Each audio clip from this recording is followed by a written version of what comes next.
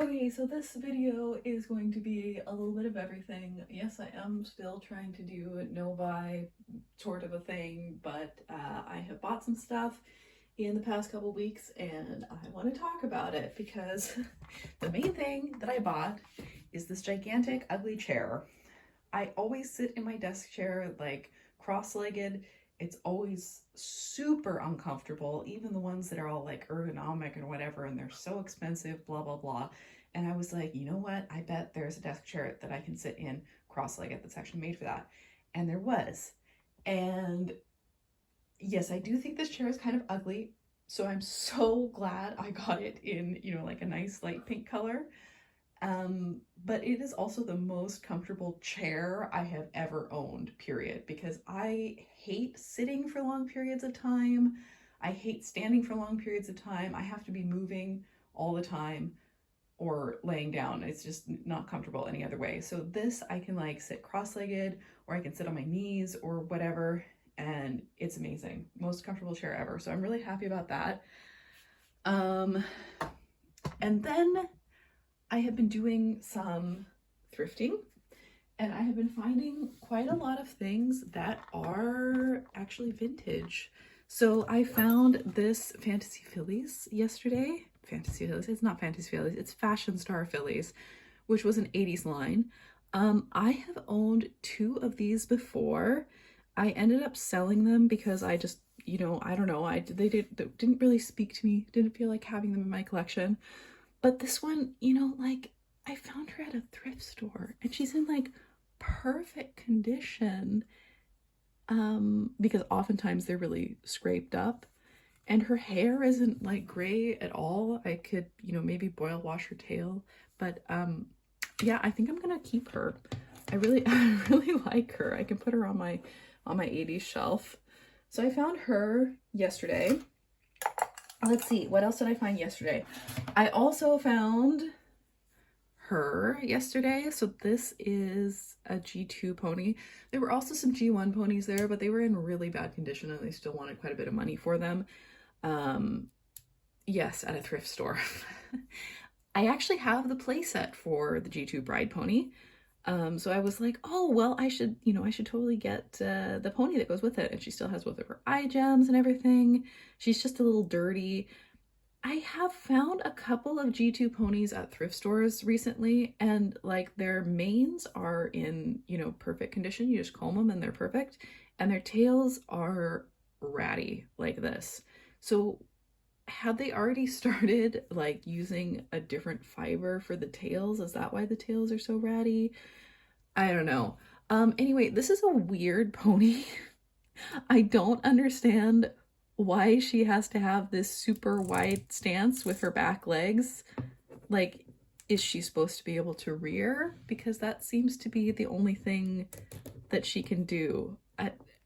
G2 made some weird choices, but I think I'm gonna keep her as well. I put the playset up for sale, but you know what? I think I might keep that, or if I don't, then I can sell the pony with the playset. So also yesterday, I found it's Barbie's cat. She's kind of funny looking. She's got like these glowing green eyes, but this was also an 80s set. All these things I found at different thrift stores yesterday, which was pretty cool. I don't know if this bed came with her. It doesn't really matter. I mean, she's cute, but she had like a whole little set of stuff that she could stick to with her, little Velcro feet. She can't really stand up. Well, I mean, she can, but she looks kind of funny standing up, but she looks quite cute sitting down. And yeah, she's just, from an era. And if I don't end up keeping her, I'm sure a Barbie collector will want her. Then I found both of these at the same place. This guy, I've actually found this guy before. It was a weird little fakey series that I think was also vintage, maybe also 90s or early 2000s. Anyway, I think he's really weird and cute, and either somebody will want this one or I can like repaint one of them, And then of course this is a Kenner. Well, I don't know, maybe it was owned by Hasbro at this point. I don't remember, but we'll refer to these as the Ken or Lila's Pet Shop, right? I actually had this one as a kid. This is like from Beethoven. Not like I loved Beethoven or whatever, but when I was a little kid, so this would have been like early 2000s basically, I was really obsessed with the Ken or Lila's Pet Shop. And of course, they had stopped making these, and so my parents would just, you know, they were looking everywhere for any Ken or Lila's Pet Shop and would just buy. So I have lots of like random sets. Like I had Beethoven because he was still in the stores, and I had the you know, I had a couple of the sets new because I had a babysitter who would bring a box of her old toys. So like G1, My Little Pony, Littlest Pet Shop. And so that's why I was so obsessed with these. Anyway, he was just there. So like I said, I found these two 90s items at the same thrift store, and it made me wonder, like, was there anything else there? That was the same thrift store that I found a pixie tail at once, and no trace of anything else from that era. So yeah, you know, I don't like, he's not very cute to me, so I'm actually thinking about, and his head is very wobbly. I'm not sure why or how to fix that, but I'm thinking like I could repaint it and sculpt maybe a bow around its neck or something and give it like a, yeah, a cutesy makeover. I went thrifting with some friends of mine. They were of course looking for clothes and stuff, and I found this Barbie. So this is an early 2000s somehow Fairytopia doll who, of course, I'm sure she had like some wings function or whatever, but she is really interesting. She's got like you know, eyelashes and this red hair and these cool fairy legs and stuff. So I'm sure somebody will want her either to restore or customize or whatever. So that was cool. And then I also found a 90s Barbie. So this is, I'm pretty sure, I'm not a Barbie gal. I don't know that much about Barbies, but I'm pretty sure this is Hula Hair Barbie. And she has her correct swimsuit. She would have had like a glittery tinsel hula skirt, I think. I'm not sure. But like she still has her earrings. Her hair hasn't been cut. Her hair is amazing. I'm not doing a very good job of showing this, but it's like hot pink and orange and yellow. And she would have had, you know, some sort of twist in it or whatever. So I tried to spray like leave-in conditioner and comb through her hair because her hair was, you know, not that bad when I got her, but I'm pretty sure this is the Kanekalon hair. So I think, you know, somebody who is better at doll restoration than me could do the whole boil washing stuff and get it to be really nice again. But I mean, look at her hair. That's so cool. It's so long and it's bright pink. So I think this was like,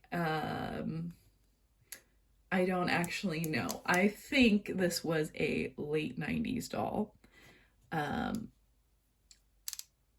Like going by her face, and I'm pretty sure, and her outfit, I'm pretty sure I've heard other YouTubers talk about her before.